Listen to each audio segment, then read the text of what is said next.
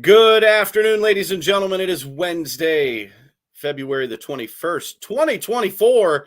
It's 2 o'clock. You know what time it is. It is the 330 to go sports talk show. I am Mike Vorhies. That is Jay Wilhelm. Jay, how come I'm in the stadium and you're outside the stadium? Could you not get in? Oh, we I got don't know, man. balloons. They would, yeah, they wouldn't let me in. I don't know why. I mean, I went to high school there, so you'd think that I'd have carte blanche, but they said, "We know who you are. Get out." Well, guys, if you've got a comment, if you're looking to join the show, please click the link or copy and paste that StreamYard link there at the bottom into your web browser. Follow the prompts. We'd love to have you jump on. We'd love to have you jump in the comment section. Make sure you are sharing, liking, following, commenting. Stay involved, guys. This is what we want right there. See, to participate in the show. We want you a part of the show. Jay, we got big news. Breaking news. You have breaking news, Jay. The OSU. Yes. Buckeyes? What about OSU? Yeah, so it looks like they could potentially be playing their game against Northwestern at Wrigley Field, as Northwestern's field, as you know, is getting torn down, and they're going to build them a new one. So they'll be without. I think they're going to be without a home for a year. But yeah, they're talking about having the OSU Northwestern game at Wrigley Field. I don't know. I don't which know how I I think is feel pretty about cool. that. I think Wrigley Field Yeah. itself is amazing. I don't know about playing a football game Yes. there, though. Yeah, I feel the same way about those different sports in the baseball stadiums and vice versa because it's always some weird setup. Like it just looks awkward, but it's cool. It's just kind of cool because it's such a historic place. So it's going to be kind of neat to see something else go on there. But it is like a very weird look. Well, we look forward to it. Of course, football season will happen soon enough. But Jay, did you survive the first weekend without football? The first Barely. weekend without football. Football's king. So the first weekend, without a doubt, to me is the hardest because you kind of get into that baseball mode, you get into that spring mode, and you realize it ain't coming back. Then after a few weekends, you kind of get used to it and you just go about your life. But usually the weekend before it starts and the first weekend after it's done is always the toughest for me. Yeah, absolutely. We had the NBA All-Star Weekend. We'll get to that here momentarily. We had the Daytona 500 that was supposed to be Sunday. Rain moved it to Monday. We'll talk about that as well. And Tiger Woods made his golf return, and it unfortunately did not last long. Tiger Woods withdrew for illness from the golf event this weekend. Jay, how'd you feel when you heard Tiger had to remove himself? It sucks anytime that happens, especially with Tiger. I know they had an ambulance at his villa at one point in time, which I think they had to give him fluids, so he must have been really, really sick. Yeah. But if it have to be happy about any of it, glass half full type stuff, I'm glad it was an illness and not another injury. Right. I mean, Tiger Woods, illnesses come and go. I mean, that happens in life. What shocked me the most wasn't Tiger Woods, it was Jordan Spieth being disqualified for signing an improper scorecard. So apparently he took bogey on a hole, signed that he took par, and that's an automatic disqualification. Yeah, especially when you step outside so there's an area that you go to sign your card. And if he would have signed it and immediately changed it, I think he would have probably gotten the stroke penalty that they normally get for that. But the minute he signed it and then stepped out of that scorecard area that they make you go to at the end, I think that the rule states you're automatically disqualified. It's harsh, but he even said it's the rule. Yeah, kudos to Jordan. He did talk about how it was a mistake. It's something that shouldn't have happened, but it did.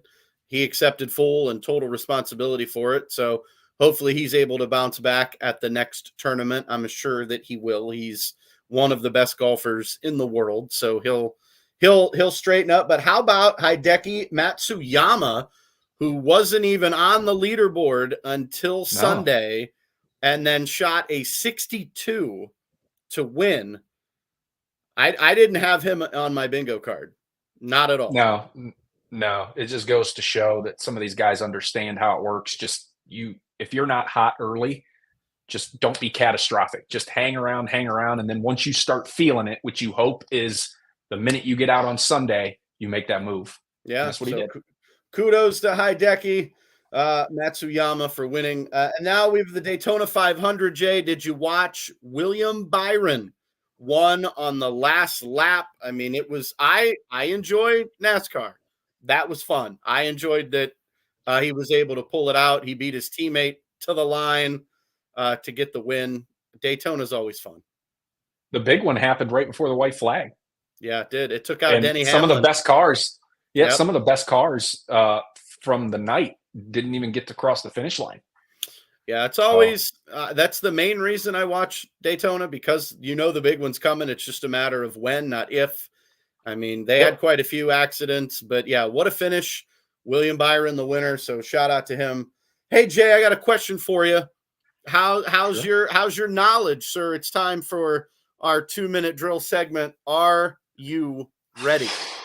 I'm as ready as I'm going to be. Like I've always said, I'm an X's and O's guy, so the trivia is not my jam, but we're going to go for it anyway. You got me last week. I'm going to get you this week. Let me get our timer on the clock here. Give me one quick second. You'd have thought that I had this. All right, Jay, are you ready, sir? I've got 10 questions. Can you get through 10 in 2 minutes? Ready. Are you ready, set, and go? Jay, what do the letters NBA stand for? National Basketball Association. All right, he got one, folks. Here we go. Number 2. Who has scored the most points in NBA history? It's LeBron. Oh, good. He's 2 for 2.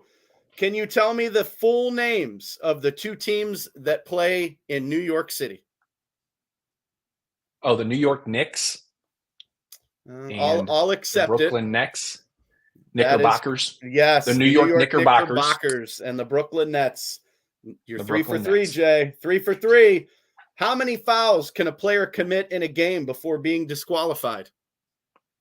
Oh, God, I always get this mixed up between it's not college and the upper levels. It's not college. Yeah, I know. I always get them flipped. Is it 6? It is 6. He's on fire. He is on fire. Which team's logo is shaped like a musical note? Oh, my God. I figured this one was too easy. Uh-oh. Oh, it's the Utah Jazz. There you go. He's 5 for 5. What team plays in Washington? Washington, D.C. Yeah, who plays there? John Wall played for him. Bradley Beal. Yeah, Wizards. Yeah, the Wizards. There you go. He's 6 for 6. How many teams are currently in the league? I don't know, 32 maybe? Too many. 30. So you missed 30. 30. How long are the quarter? How long is each quarter in an NBA game? 12 minutes. Oh, he's doing well now. Can you tell me the 2 Canadian NBA franchises? The Toronto Raptors and why am I missing this one? Are there 2 now? Bryant Reeves. I'm trying to think who else played for him. I'm drawing a blank. All right, I'll give it to you. It's the Vancouver Grizzlies. Grizzlies, yeah. I whispered it in my ear, but yep. Yeah. And then number 10. Who holds the record for most All-Star Game MVPs? It's actually a tie between 2 guys, I believe. I think it's Kobe Bryant and Bob. No? Nope. Kobe Bryant has the lead with 4. I think Bob Pettit has 4 too, doesn't he? Well, if Bob Pettit has 4, then there's a tie. I'll check myself. I could be wrong. Well done. You did well. 7.7. Well, no, we'll give you 8.25 out of 10. Well done. Well done. Join us each and every week, folks, for the 2-minute drill. Jay sometimes will stump me. I will do my best to stump Jay. We talked about the NBA for this very reason. The All-Star Game took place over the weekend. What a debacle it was. Friday night with the Celebrity All-Star Game, which that was tough to watch. Lots of bricks, lots of missed shots, lots of air balls, lots of a lot of things. Then you go to Saturday, you had the skills challenge where everybody kind of looked lost and no one knew what they were doing. The 3-point shootout was incredible, except you had guys over the line, as Matt said yesterday at 9 a.m. Make sure you're tuning into Matt McGaw Monday or Tuesdays and Thursdays at 9 a.m. Make sure you're tuning in Mondays and Wednesdays at 7 a.m. with Julie Holiday for the 330 to go morning show. And then, of course, Jay and I on Wednesdays at 2. But Matt said over the line, lots of guys stepping over that 3-point line. Although the 3-point shootout was fun. The shootout between Sabrina Ionescu and Steph Curry was really good. The dunk contest was just awful. And then what I forgot to talk about, the Rising Stars game, I liked the setup. I just don't think it should have been on.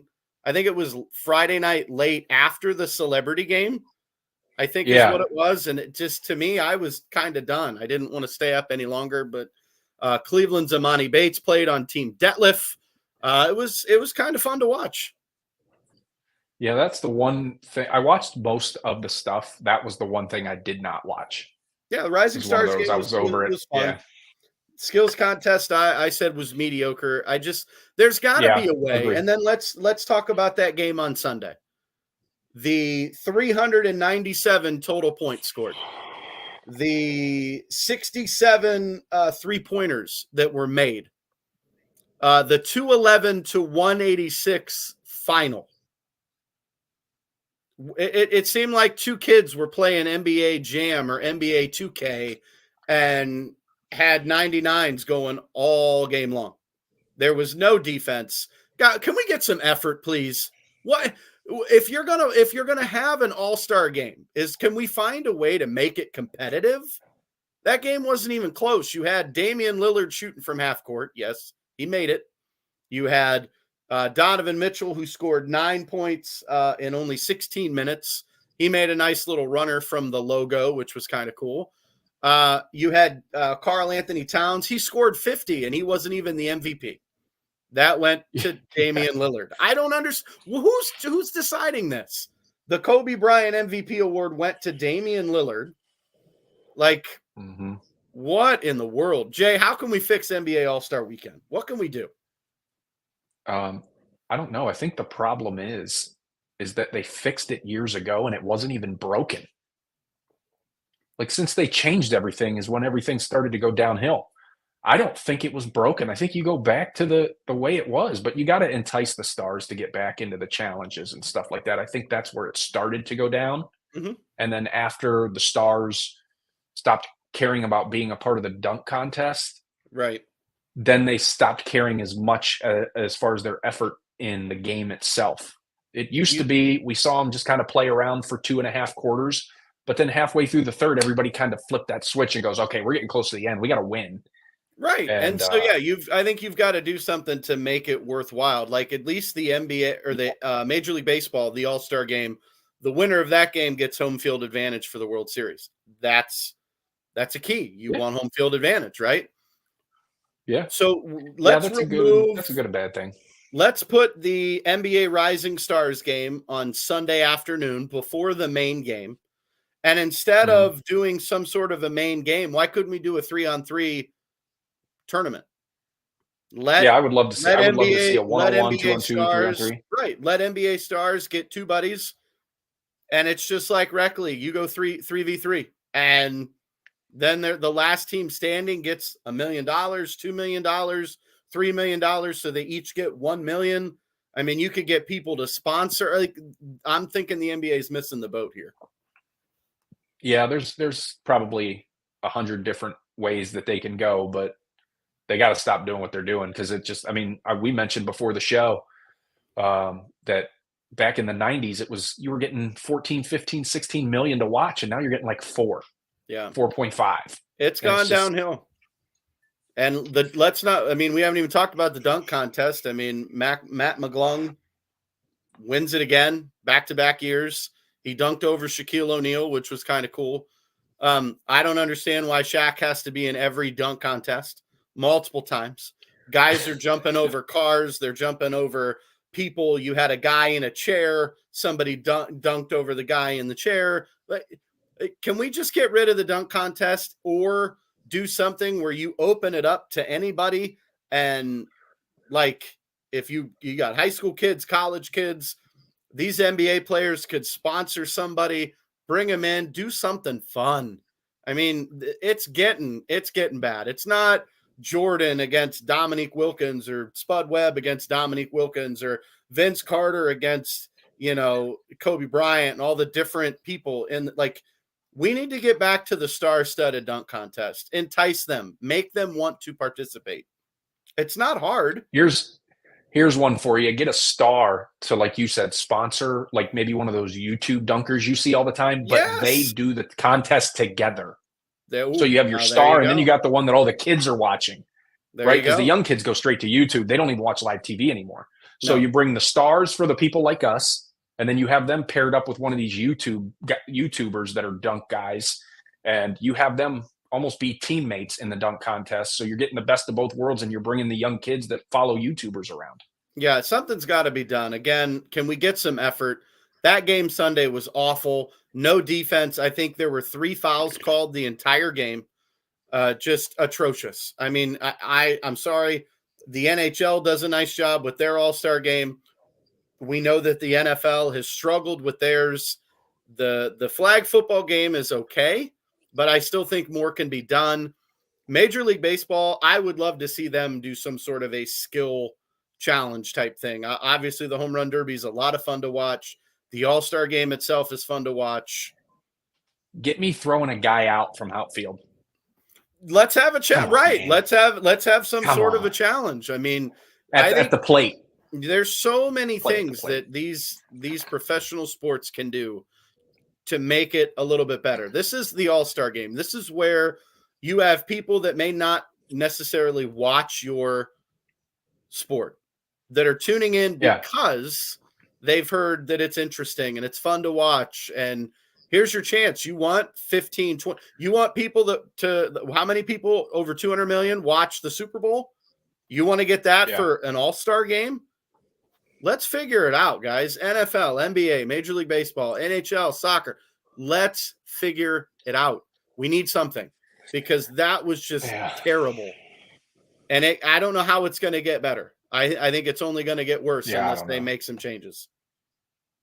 Yeah, they're teetering on NFL territory with their All-Star weekend, and it shouldn't be.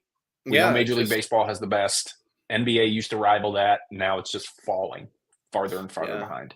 Definitely not good, but enough ragging on the NBA. Jay, some news broke yesterday on Twitter. It has not been confirmed. I think it's kind of the hearsay type of things that we get to hear, that the Cleveland Browns may cut running back Nick Chubb in a salary cap move. This team obviously strapped for cash. We went out and made our defense really, really good. And now, unfortunately, we've got a lot of free agents, but not a lot of money to play with. Can you see them actually cutting Nick Chubb?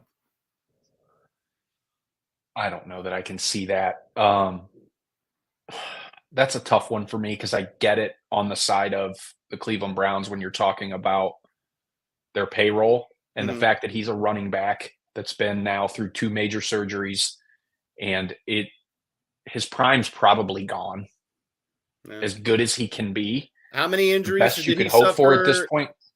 I think just this recently went through 2. Well, he did it in college. Last time. Right. He did it in college where I think he tore both ACLs. He is an incredible and running back position's not where you can do that. No, I mean, he's a very talented, gifted star athlete. Nick Chubb is amazing. And he's a fan favorite, which makes it tougher. Can they potentially renegotiate his contract to give themselves some breathing room? Obviously, he had surgery. He's not going to be ready at the start of the season. He'll probably join us mid-season, which is fine. Yeah. Is there a way, though, that we don't have to cut him? I don't want another team picking him up, and then he destroys us. No, thank you. Yeah, the Dave Winfield effect when the Indians got rid of him, and then he went elsewhere and became perennial all-star. That's not what you want. No, it's not easily could happen. Definitely not. I heard you talk baseball, so I'm going to throw this banner up. Do you love baseball? Do you love the Cleveland Guardians? Be sure to listen to the MLB Guardcast wherever you listen to your podcasts. You want to watch instead? You can find the MLB Guardcast on YouTube. and you can see our smiling faces. Join Brian Shaw and myself during the Cleveland Guardians season. I've heard a rumor that there is a big episode going to be dropping soon where Brian and I get to interview one of the Cleveland Guardians radio voices. I can't go any further into detail. You'll have to stay tuned for that. Speaking of baseball, before we get into a little bit more baseball, back to the Nick Chubb thing real quick, Jay. Yeah. What are the Browns like? What does a team do when your salary cap strapped? It's free agent time. You can start signing free agents. The Browns don't have money. So now what do we do? Pray. I don't know. That's good. Go backwards and not put all your money into one guy. Yeah, I don't know. It's hard. The NFL is a multi-billion-dollar corporation. We know they're making money. These contracts that are being handed out now are getting larger and larger and larger. We're going to see it with the likes of Baker Mayfield, Kirk Cousins. I know Justin Jefferson's looking for a big deal. You've got Justin Fields, who may or may not be the quarterback of the Chicago Bears. There's a lot that's going to happen coming up in the NFL. And Jay and I will be happy to talk about it each and every Tuesday at 2:00 Eastern time. We'll cover the Browns. It's the off season, so a lot is going to happen. Obviously, the Browns have already made some changes, so that'll be fun to see all of that play out. But Jay, tomorrow's the day. Tomorrow cannot get here fast enough. Why, you ask? The very first spring training game in Major League Baseball is tomorrow.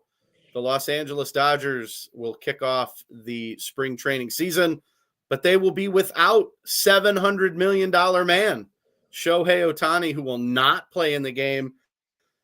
Jay, 10 years, $700 million. What do you think about that deal? Would you like a deal? Would you like to get a deal like that?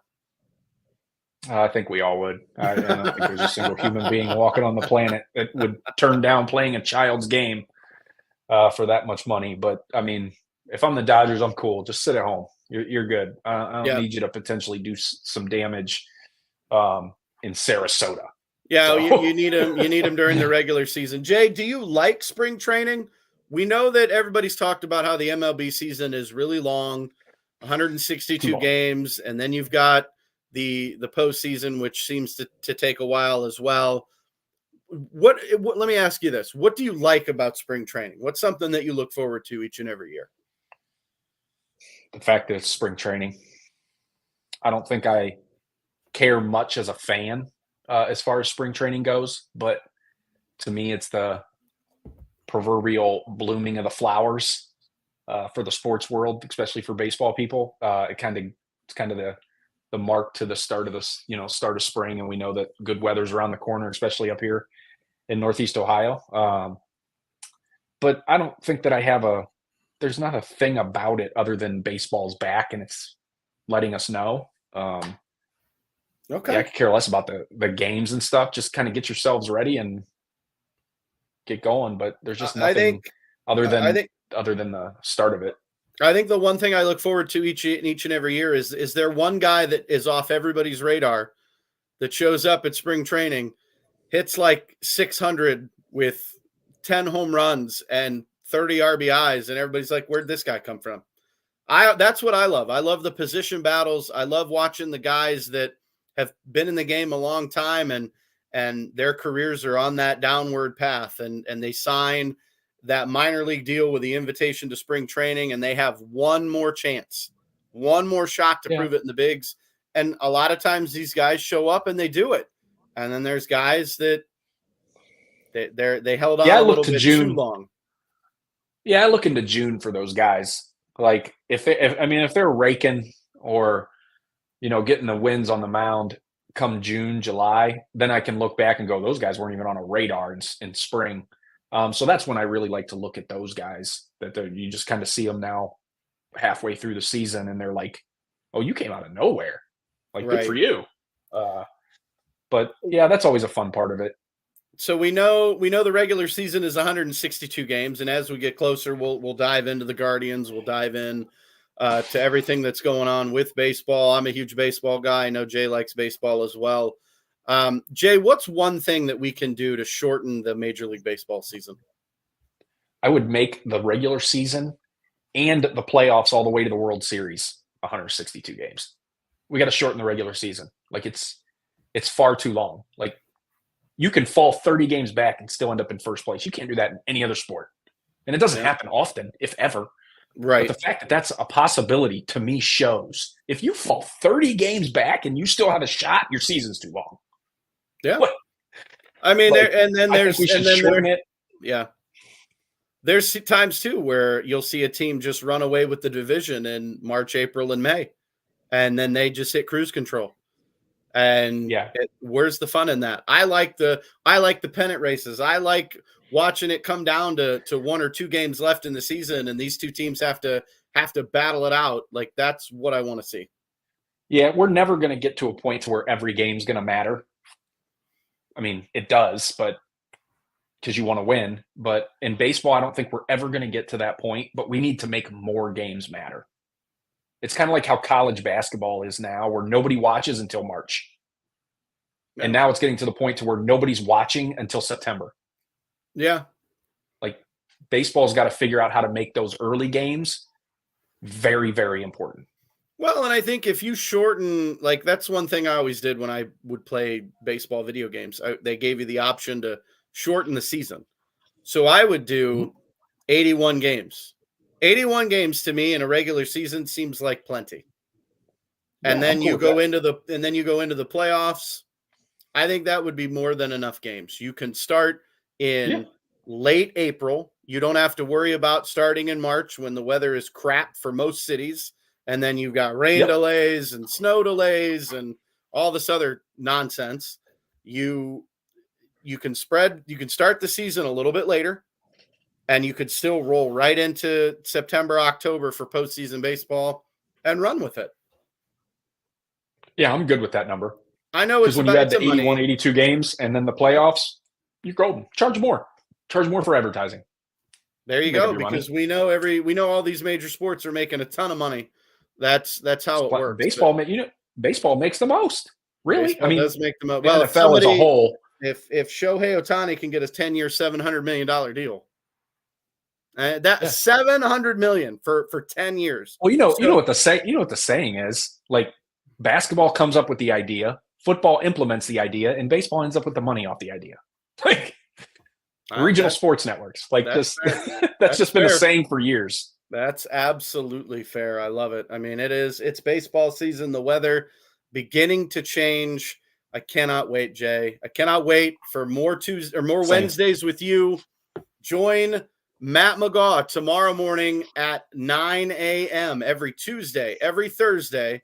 Matt McGaw, I'll even give him some love here on the ticker. He is a realtor, I think, a part-time realtor. No, I'm just kidding. He is a realtor for Keller Williams Chevenik. He is the man. If you're looking to buy, sell, talk to Matt. He knows the area, knows what he can help you with. I mean, just give him a call. You see the number. He's got a website. He's got an email address. I mean, if you're looking to move, if you're looking to buy, sell, look up Matt. Join him tomorrow, 9 a.m., and then again on Tuesday at 9 a.m. for the 330 to go sports talk show, the morning edition.